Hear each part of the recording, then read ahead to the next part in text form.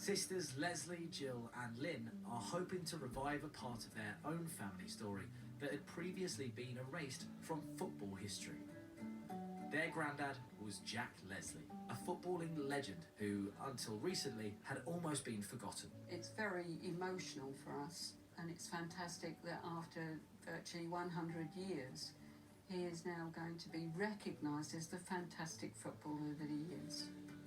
Jack was born in 1901 in London. His mother was from Islington, and his father was from Jamaica. As a child, Jack boxed and swam, but his great love was football. And by his teenage years, he was playing professionally.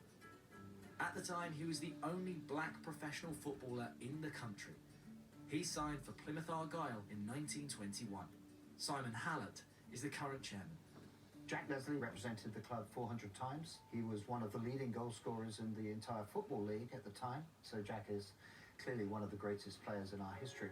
In 1925, Jack was given some thrilling news. He had been selected to play for the national team.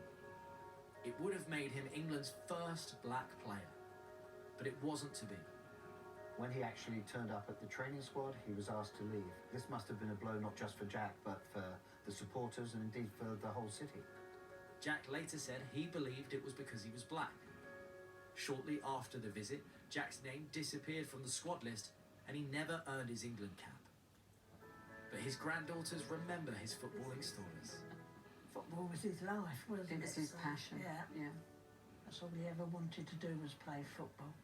He was a lovely man. He was, to us, he was very kind and patient, very loving.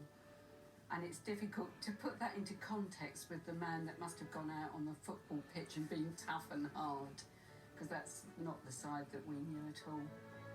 Matt Tiller and Greg Foxsmith are lifelong Plymouth Argyle supporters, but they only recently found out about Jack. I felt like, why didn't I know about this? Why had I not heard about Jack Leslie and that injustice of the England call-up and then never getting his chance? My first thought when I heard about the story of Jack Leslie was that we ought to do something about this to commemorate his achievements. Matt and Greg began a campaign to raise money to create a statue of Jack.